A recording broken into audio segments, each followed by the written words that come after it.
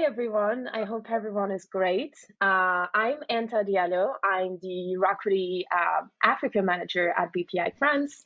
Bpifrance EuroQuity is a matchmaking platform launched by Bpifrance in 2008 that connects startups, investors, and business support organizations, including accelerators, incubators, institutions. It helps startups connect with investors and business partners, leveraging a network of more than 2,500 investors, including VCs, CVCs, network of business angel, family offices, and 70,000 business partners, so SMEs, corporate, and so on. The platform aims at connecting innovation ecosystem in Africa and in Europe through a regional approach and also a more local approach. Today, we're going to see how we do it through different communities hosted on the platform, and which some of the members are actually here with us today. So I have the pleasure to welcome Nivesh Patel, Venture Capital Principal at Newtown Partners, Nelson Aseka, that might actually join us later, Aziza Inobli, the Investee Project Manager at Bpifrance, Lucie Faouzadi, co-founder of BigUp News Business Makers, and Faith Blakemore, Enrich in Africa Project Manager at Steinbeis. Thank you for being here, guys. Nivesh, I'll start with you. You're a very active Africa Next First Local investor. Africa Next is actually a community of VCs and accelerators that facilitates co-investment opportunities between African investors and international investors. Just a quick overview, we launched the initiative a year and a half ago with Digital Africa and now Africa Grow, the fund of Allianz and KfW, with 34 top African investors, including Newtown Partners. And the principle is very simple. We operate through EP sessions that we organize every quarters, where those investors suggest their best portfolio companies, raising between 1 to 10 million euros. So Nivesh, can you tell us more about Newtown Partners, your challenges, and also how you have been leveraging Africa Next?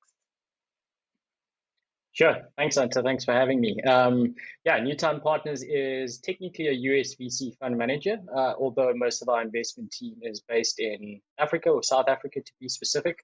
And we typically invest into early stage businesses, mostly on the African continent, but we have a bit of a mandate to invest into the rest of the world as well.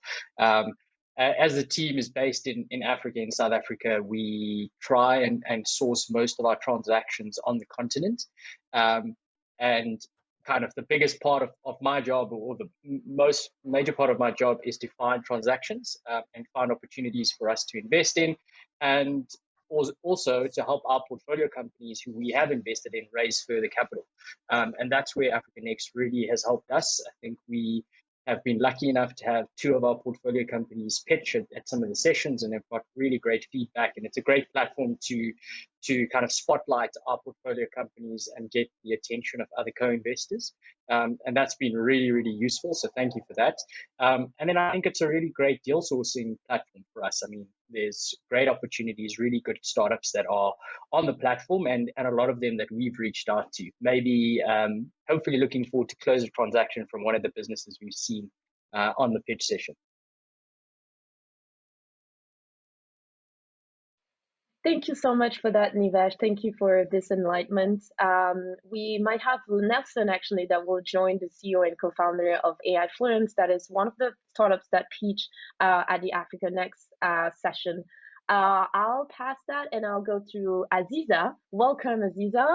You're the lead Hello. Of the investee community on Bpifrance EuroQuity. Could you tell us a little bit more about what you do and how you help startups connect with investors locally in Europe and internationally? So to start off, thank you so much. I'm very happy to be here with you today for this panel. The project Investi started in November 2020, so last year. And it started based on 2 main observations. The first one is the fact that the Tunisian ecosystem is not very well connected with the international ecosystem, so there is a lack of connection. And the second one is the fact that Tunisian startups struggle to access to finance. So in order to raise funds, we do not have a lot of active investors here in Tunisia, so there was like a need to get access to international investors. So based on those two observations, we launched the Tunisian community investee on EuroQuity, the platform of Bpifrance, in November 2020. And today we have 176 members, 126 of them are Tunisian startups. And the whole project investee is funded by the European Union through Expertise France as part of a bigger project called Innovi, for Innovation. And we are implementing the project investee in collaboration with the organization Tunisian Startups. So what we do basically is like through investee, we are acting as a startup ecosystem catalyst, meaning that we are trying to connect Tunisian startups with investors, Tunisian startups with startup support organizations, with business partners as well. And we do this thanks to EuroQuity, because like having a community on an international platform such as EuroQuity gives us access to a lot of investors, a lot of international support organizations, etc. So we do this, it's part of our activities like the connection. And we also act as a startup ecosystem booster, meaning that we do a lot of work in terms of startup readiness. So before we select our startup to pitch in front of investors, we have a program called Investment Readiness Program. And what we do basically is that we train our Tunisian startups before they meet investors. So this is what we do, but we do a lot of things. One of them as well is to be part of events such as Emerging Valley Today, because for us it's a great opportunity to also communicate and promote the Tunisian ecosystem in general.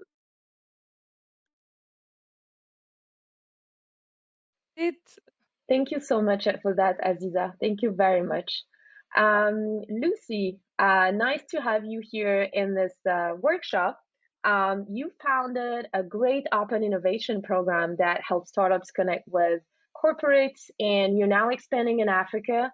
Could you actually tell us more about this program and how you connect startups and corporates in Europe and in Africa? Yes.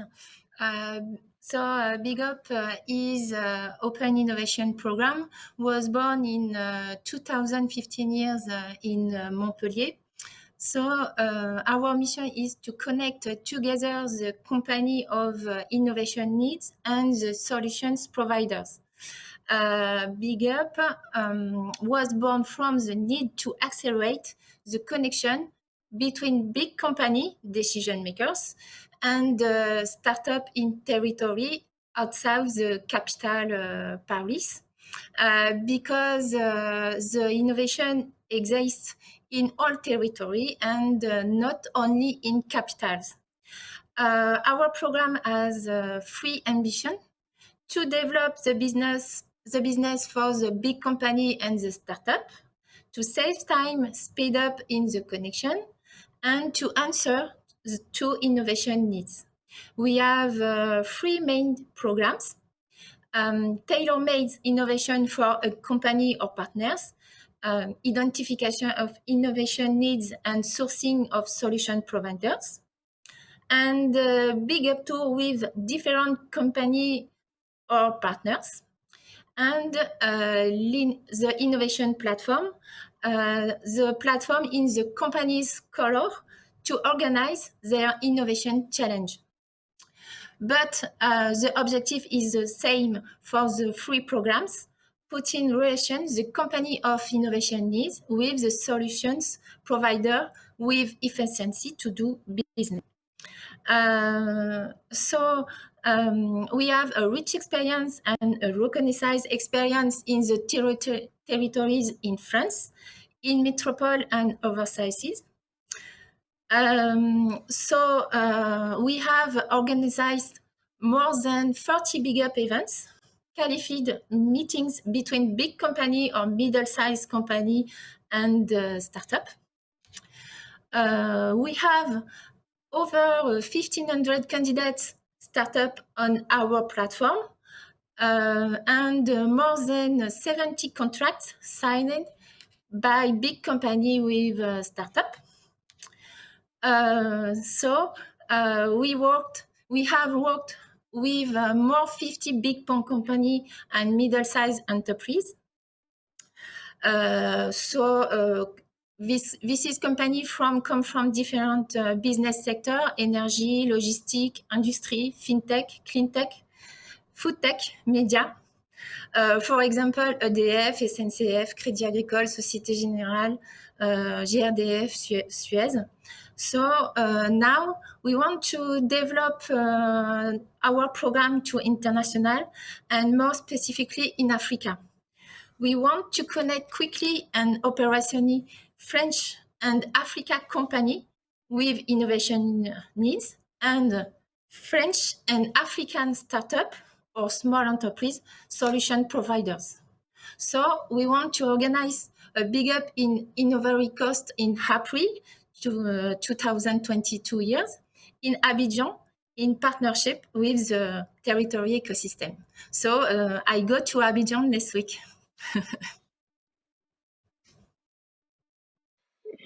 Lucky you, Lucy. Thank you so much for that and for telling us more about your program. Last but not least, Faith. Hi, Faith. You coordinate the Enrich in Africa project. Can you actually tell us more about this project and how it connects the innovation ecosystem in Europe and in Africa? Yeah, of course. So thank you for giving me the opportunity to speak today, and hi to everybody who's watching. So yeah, Enrich in Africa is an EU-funded project. We are there to connect the ecosystems of innovation, but specifically looking at the incubators and accelerators, but also the entrepreneurs from Africa and Europe. So we have a set of what we're calling champions, and they are our incubation and acceleration experts in both territories. And then we're also working with a lot of partners. We have some excellent partners, including Bpifrance, who are helping us to deliver these services. And of course, we're working with EuroQuity as well. So our community is on EuroQuity. We have around 230 people on there already, including investors. And we're doing a range of different services. So we have services for entrepreneurs. We have a needs assessment system that we've set up. You can find that on our website. If you just look for Google Enrich in Africa, you'll find that. This needs assessment process is helping to discover what are the needs of the entrepreneurs, in which sectors, in which areas, what trainings they need, et cetera, et cetera. And then we actually match them to our champions. So the incubation and acceleration professionals who can then deliver the services to them. And in this way, we're not only helping the startup community to grow, but we're also helping people to connect across the different countries, so to internationalize. For the incubation and acceleration community, we're setting up a range of different services, including twinning relationships. So if somebody wants to twin to another organization, they can either have a peer that's in a similar sector or whatever to them, or they can go for something completely different, because we know that for innovation to occur, you need diversity, you need flexibility, you need proximity, all these different things. So we're trying to build a community that offers that. And therefore, with this twinning relationship, when they connect to each other, we hope that they will transfer not just knowledge, but also learnings. They will help each other. They will have community between themselves as well. And so we're there to create that kind of foundation that can help evolve some of these innovation aspects. And for us, the EuroQuity community is the place where everybody can gather. So we've got the investors, we've got the entrepreneurs, we've got the incubation and acceleration teams. The incubation and acceleration guys, they're called our champions. They have our own champion label so that anybody can easily see and identify who are our champions, who are we working with, that they've gone through our program. So therefore, in some ways, they have a quality mark, a quality stamp that says they've been trained up by us. And that helps the investors to understand, okay, you know, any entrepreneurs that have gone through these acceleration or incubation programs, they've already got a level of quality here, so that it kind of flows down, that kind of understanding. And so I think for us, the EuroQuity community is going to be really useful for helping us to deliver our services and help us just to communicate to the people we need to. So yeah, I hope that's enough. But if you need any other questions. No, for sure. Thank you so much for those insights, Faith. And maybe a more, I would say, general question to everybody. I've seen that through your activities, you actually working a lot with the different innovation ecosystem, international, and I would say more specifically on Europe and in Africa. Could you actually tell me how we could foster that, like this connection between the ecosystems, like how we could go further? So for Nivesh, how we could even more encourage, investors from the two continents working together.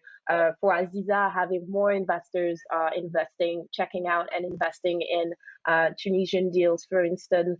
Same for Face to encourage this collaboration between those different key ecosystem actors, but also leveraging this very strong network that I believe Enrich in Africa is building through the champion incubators and accelerators, and also for sure.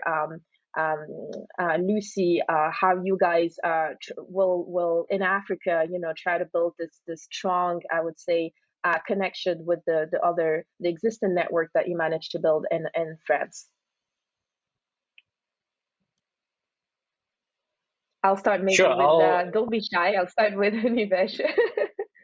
Sure, I'll go for it. Yeah, I think events like this, bringing together different participants in the ecosystem from Europe and from Africa, is a great start. I think, I already can tell from after this, I'll be in contact with the rest of the panelists to try and figure out if we can do some more deals in Tunisia, if we can, support some of the programs that you guys are running and get some deal flow, or even just provide any kind of investor readiness support from an investor perspective. So I think this is a really great platform connecting different parts of the ecosystem who should be working together to build a stronger ecosystem, which is then beneficial for the ultimate founder and entrepreneur that we're all trying to support. So I think this is a great start. I do think, and I think we spoke about it when you were down in South Africa a few weeks ago, that although these remote types of events are really great, it's always good to have really strong relationships built through in-person events. I think that's something we've been struggling with quite a lot.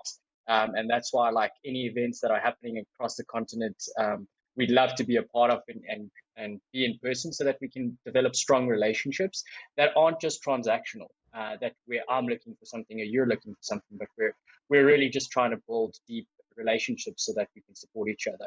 And just, I guess, last point is just to add around what else is happening out there in the ecosystem. So from a European perspective, I don't really know about the programs or incubation or accelerator events that are occurring. And I didn't even know about the kind of Tunisian program that Aziza is running as well. And we're always looking for North African deals. So it's more about education as well. Although we are always trying to build networks, it's great to know what's out there and what we should be leveraging. I'll stop now. Thanks. Can I continue, Anta? For sure.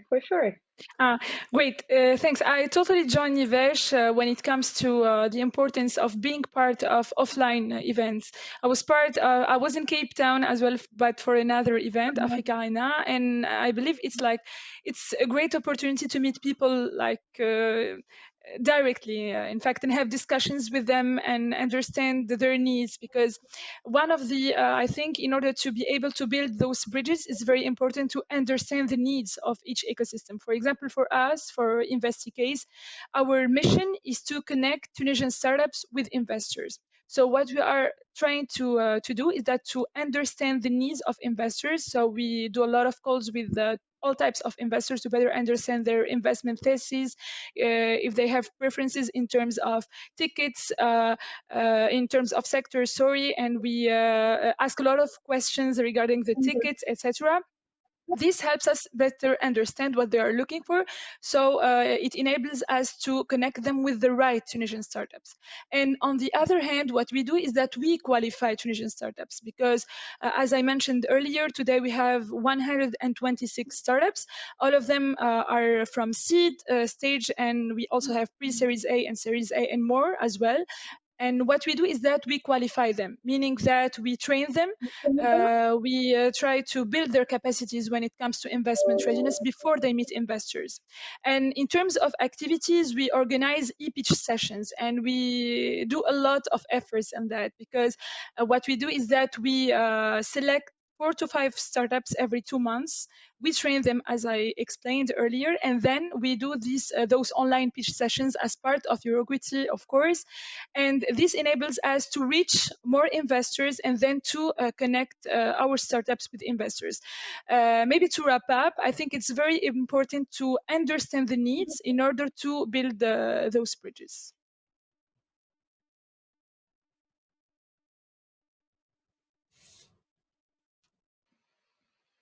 I don't know if any of you guys wanna jump in, but yeah, very insightful answers. I could go You next go ahead, if Faith. you want me to answer. Just to kind of complement what's already been said, but something that's maybe slightly different from our perspective, because we're working across Europe and Africa, so with incubation and acceleration communities and the entrepreneurs in both, we have seen a few interesting things. So we've noticed that the ecosystems are slightly different, but we've also noticed, obviously, the cultures are different, whereby we need to provide different services in a different way. It's not just you provide one service and it matches everybody. That doesn't work. So we're making sure that we work with our partners and our stakeholders to develop the services that match to the environment, even though we want the outcome to be the same. You need to think about who are you addressing, who are your users, what do they want, what are the needs, what are their goals, where do they want to get to, and then we need to adapt our services to meet them. So, for example, this year we've delivered a soft landing program for African startups to be able to go to Europe and explore the European markets. We had 10 laureates, very successful. Really, really great program. So they came over to Europe for 3 months. They were in Paris for 3 months. And they've achieved incredible success. We're going to be doing the same soft landing program, but Europe to Africa, but we've already realized we need to do it in a slightly different way. So in this way, we're going to actually do a longer lead time. So we're going to be having webinars, information sessions, maybe even do sort of shorter missions to go out there for a short period of time before we offer a longer sort of month, 2 months, 3 month program where they can actually go and land into an African country and explore it there. So we are trying to listen to the needs of the market. We're trying to listen to what people want and deliver services that are relevant to them. So I think it's just really important as we're considering things that we consider what are the needs of the people that we're talking to here on both sides. So for us, great learnings already, and we've only been going not even a year yet. Some good learning. And thank you so much, Faith. And that's actually a great point you mentioned, because the fact that you have to do all this, education, I would say, regarding African markets. How do you think today what is the perception, I would say, of the different African markets, by some of the innovative company in Europe today? That's a really interesting question, actually, because we've been exploring this with not only our entrepreneurs, but also some of our European incubation and acceleration guys. And what's interesting from their side is for the Europeans, they tend to be looking to the East and the West. They tend to be looking to the China, the India kind of markets, or the US markets. And there seems to be an unknown entity that is South, that is the African market. And I've heard a lot of times people tend to talk about Africa as if it's a country. But Africa is not a country. It's made up of many, many different countries. And it's not fair to say you can talk about Africa as one culture, one community. That's not the case. So there is a lot of work to be done in educating people, passing on knowledge, helping to promote what the different ecosystems are. That's one of the reasons why we've got our needs assessment survey, because we need to find out what are the needs of the Europeans, for example. Where do they need to go? What markets do they want? Then we have to look at what is there in Africa to be able to match them to it.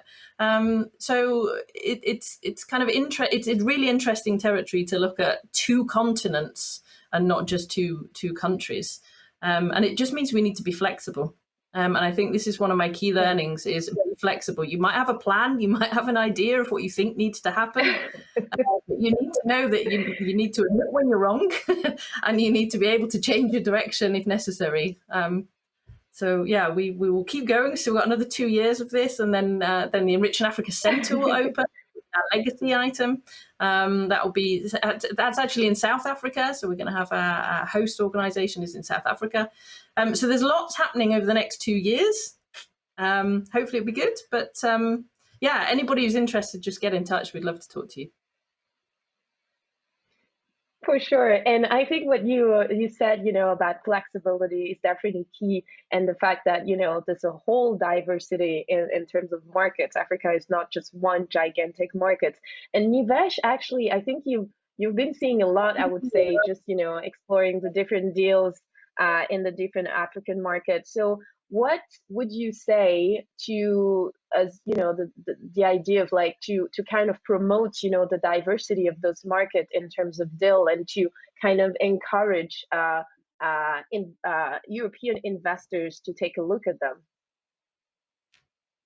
Yeah, great point, Anta. I think I probably, just given what we're seeing in the market, I probably don't need to advertise the African ecosystem for foreign investors anymore. I think there is a massive appetite and realization by, whether it be US, Asian, European VC investors, that there are amazing founders and entrepreneurs on the African continent who are solving globally relevant problems.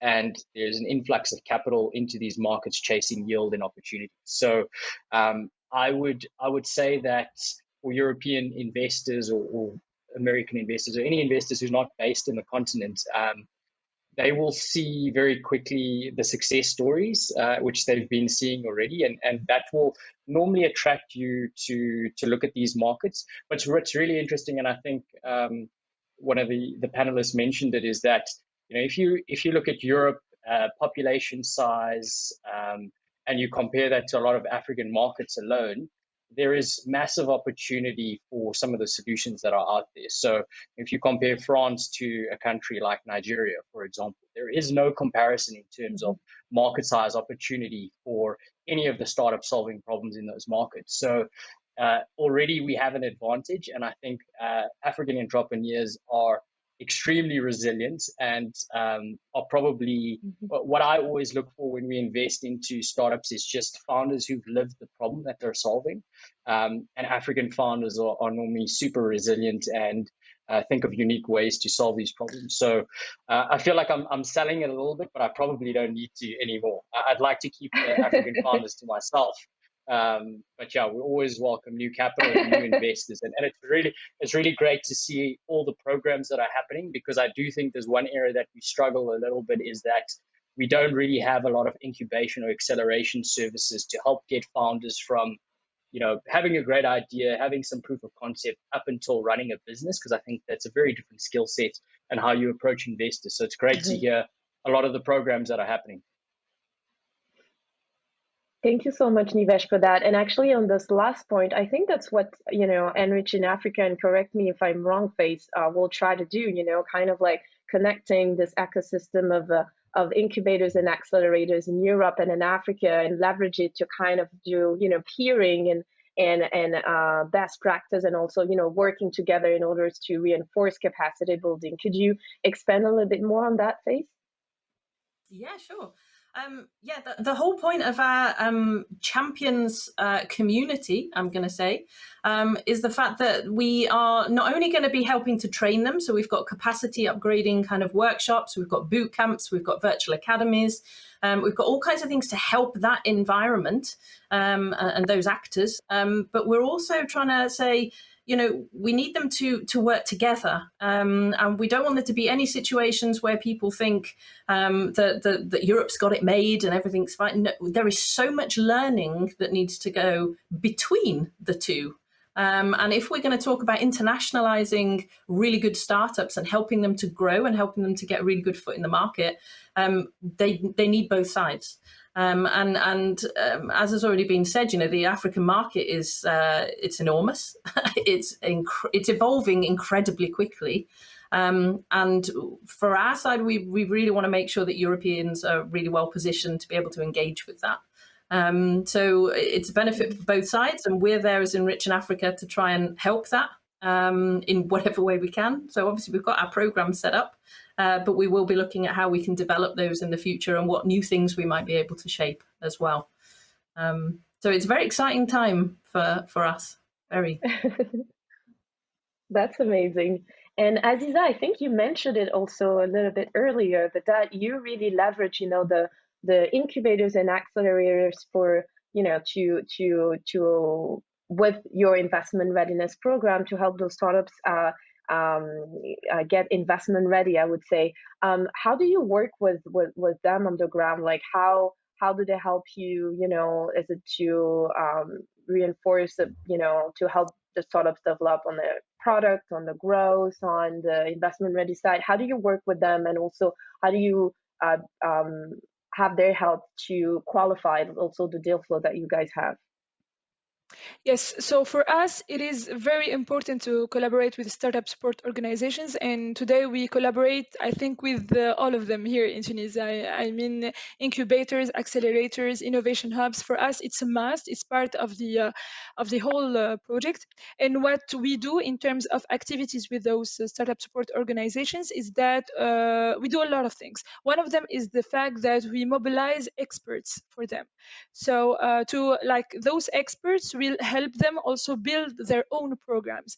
We are thinking of long-term impact, so we try to understand the needs of their startup communities, and we mobilize experts for them. So we co-organize events, and we create even new programs together. That's one of the things we do. Also for us, the first strategy we are using in order to onboard startups on our community investee is through those startup support organizations. So we do the qualification part together.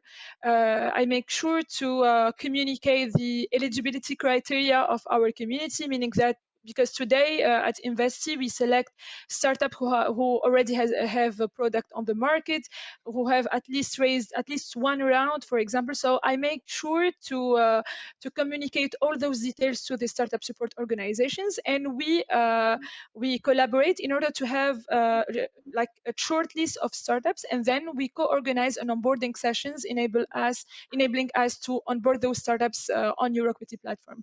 So that's it. So in general, for us, it's a must. If we wanted to leverage the Tunisian startup ecosystem, we need to collaborate together. It's something very crucial. And programs such as Enrich in Africa, I think it's very important because here in Tunisia we have, for example, a lot of incubators, but when it comes to acceleration, we only have one accelerator active in Tunisia. So that's a huge gap, and we have a real needs in terms of acceleration. So I think we can do a lot of things through Enrich in Africa, and we can discuss this maybe another time. Yes. It's great because I see there's a lot of synergies happening here between the different panelists and the different initiatives. So thank you for that, guys. Very exciting.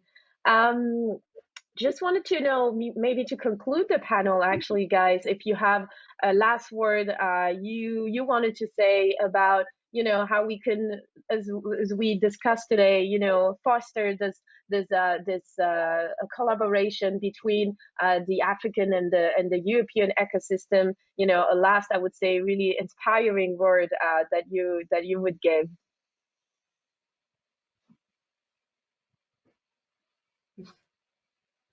If nobody else is going to say it, I have one thing to say, maybe.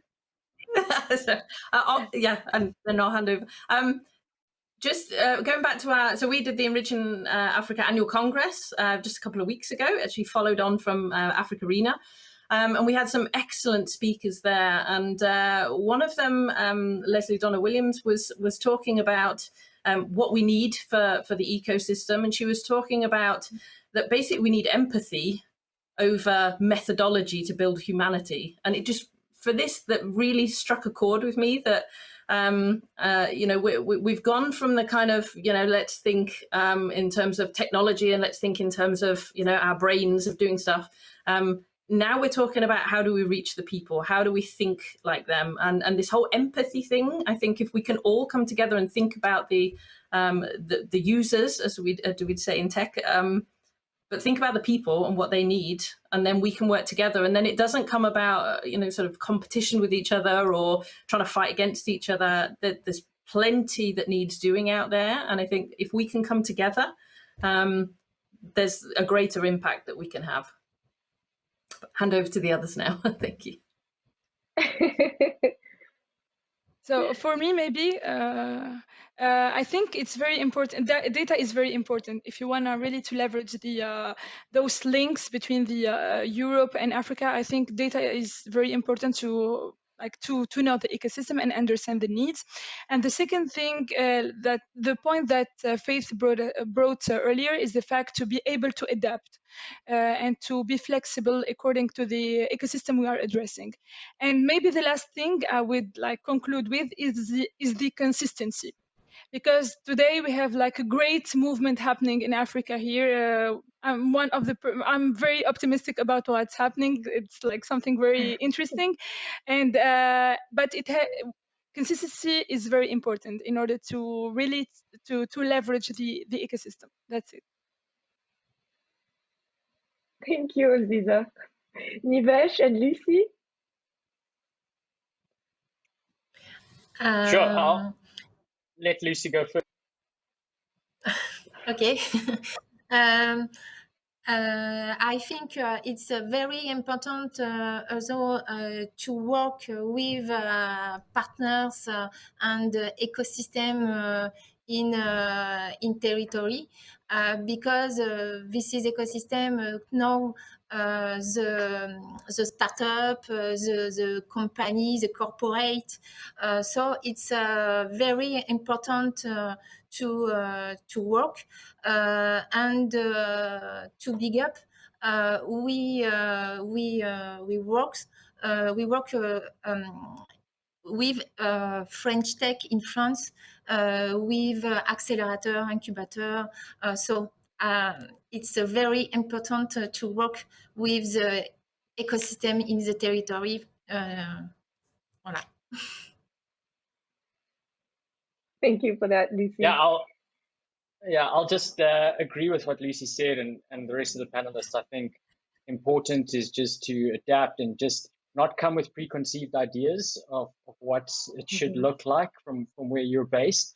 And Lucy's point is exactly what I was going to say. It's just to foster the relationships on the ground for whatever it is, whether it's an incubator, an accelerator, VC investor, corporates.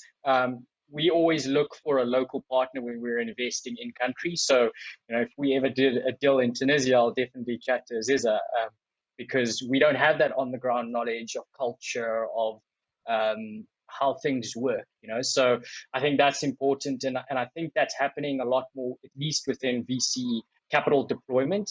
Most deals, you always have a local partner leading. But I think that should happen a bit more, especially if you're a European VC or a European partner coming into Africa. I think relying on locals is important. Thank you so much for that. And thank you for those great ideas, guys. Those great synergies. It was really, really insightful in a lot of ways.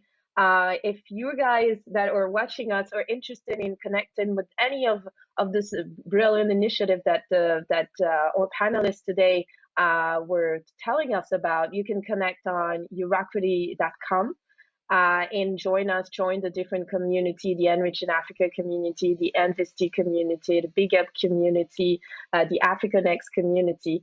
And yes, we are happy to welcome you. Thank you so much.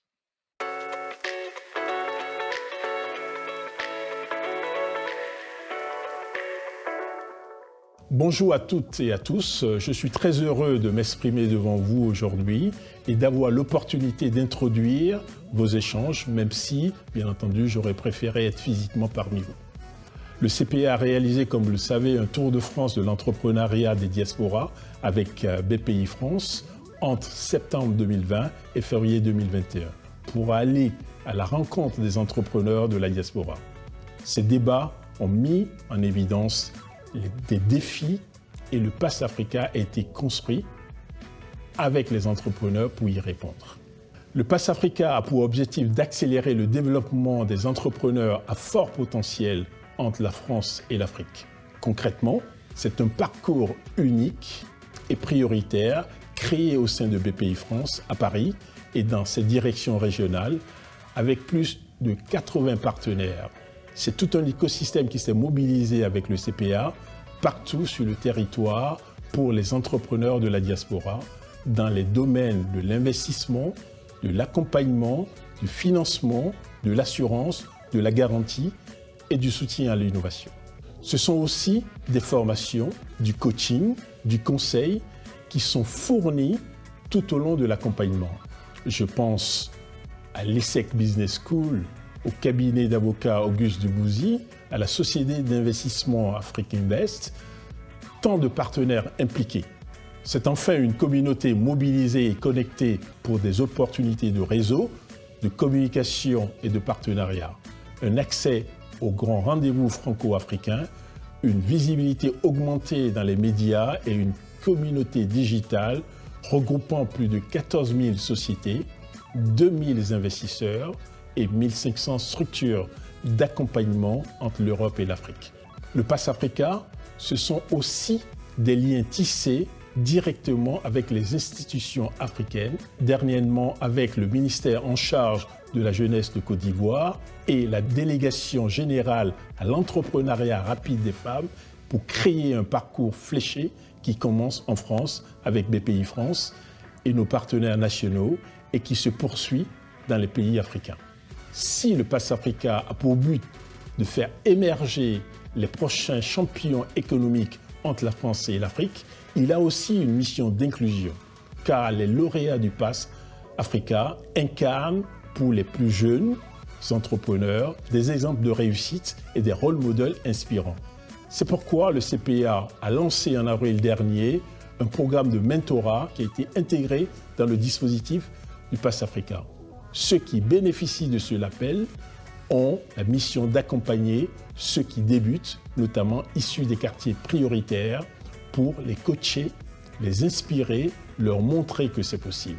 À l'occasion du lancement de la saison 2 du Pass Africa lors du nouveau sommet Afrique-France à Montpellier, pour laquelle il est encore temps de postuler, nous nous sommes associés au programme Meet Africa de l'AFD et Expertise France pour que les jeunes lauréats de Meet Africa puissent être mentorés par nos entrepreneurs du Pass Africa. Je remercie encore l'AFD et Expertise France et bien entendu Bpifrance qui est partenaire du Pass Africa, ainsi que toutes les équipes pour leur implication et leur travail pour faire de l'entrepreneuriat une voie d'avenir pour tous. Je vous remercie.